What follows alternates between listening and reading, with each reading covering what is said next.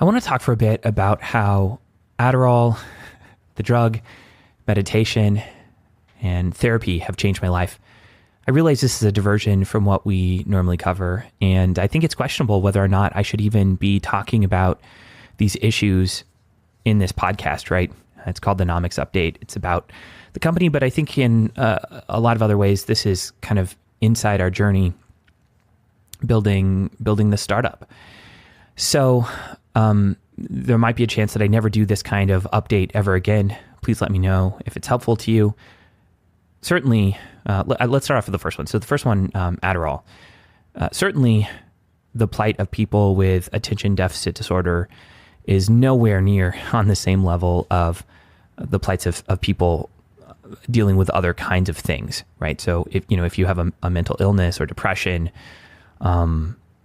this is not in that same kind of category, right? This isn't in the same category as people who have dealt with, being, repressed, or people who have experienced racism or other kinds of isms because they're members of marginalized groups.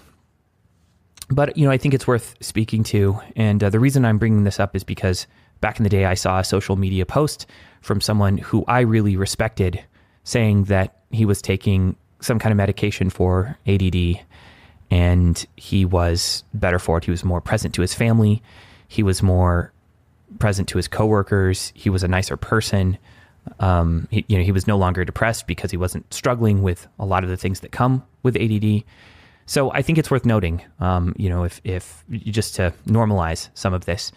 So starting this year, I began taking Adderall. I got a prescription, and I don't know what to say here other than, my entire life, I never really felt like I had complete access to my brain, and I never felt like my brain really worked. And I went in, I saw a doctor, there were some tests, and I got a prescription. And from day one of taking this, my life has changed. I'm able to execute on things that my family needs me to execute on, that my business needs me to execute on, that our customers need us to execute on. And I've never felt that all of me was available to me until now, right? Cognitively. So it's really made a difference. And so I want to normalize this. And do my small part to destigmatize, attention deficit disorder and ADD. I will say that I'm glad I didn't take any of these medications as a child. Adderall is an amphetamine, and it's real. And I do think that this was a decision I needed to make as an adult. And I'm glad my parents were against this when I was a child. So that's really all I have to say about that.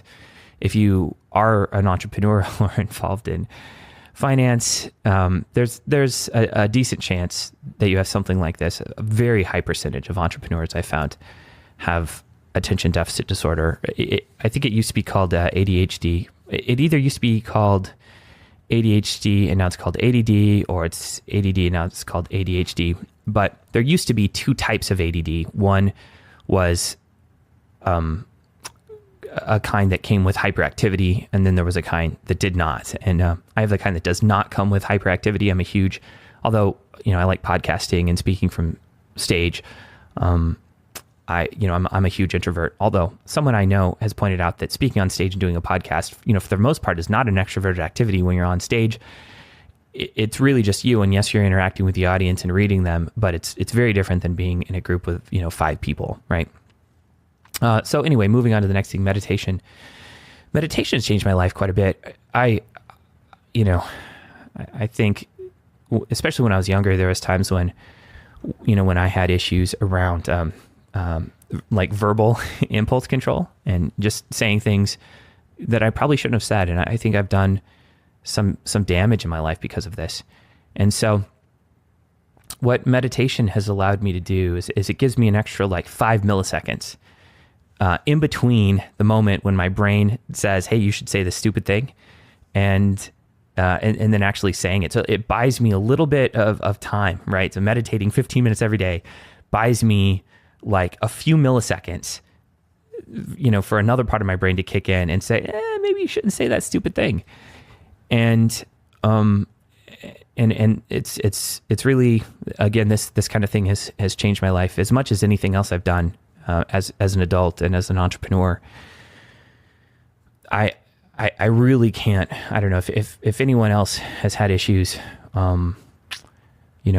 maybe verbally communicating things that they shouldn't. I'd say you probably realize that once damaging words or toxic words leave your mouth, it's a whole lot of work to claw them back. You feel bad as the person who said them. You lose sleep about how the person who received those messages might have received them. And studies have shown that it takes roughly 10 positive interactions to replace a negative interaction.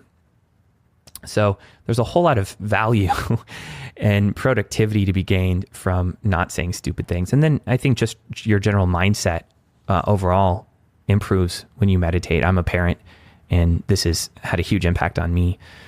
I think the third thing that I'll speak to, which is maybe also a taboo topic, is therapy with a counselor. I don't do this for myself one-on-one, but my wife and I go to a therapist, and man, it has been just really fantastic.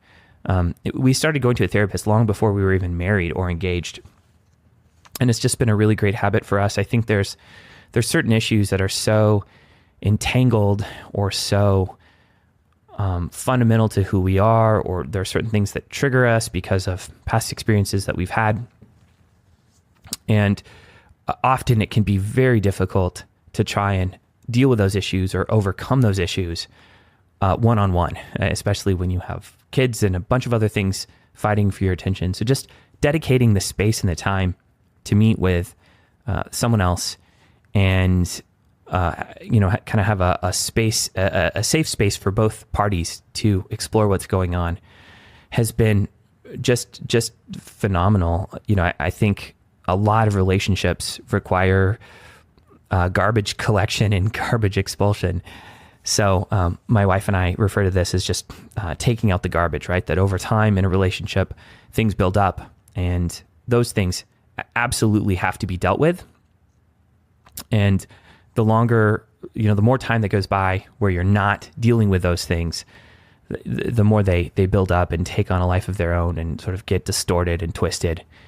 And so going to a therapist, every 2 weeks, every 3 weeks, once a month has it's just been life-changing. So I wanted to share these things, from my life. This is an experimental kind of post on the Nomics update. We'll see if we do these in the future. Anyway, I hope this is helpful. If it's not, we'll be back to our regularly scheduled program in the next episode, which comes out tomorrow. Take care. Bye.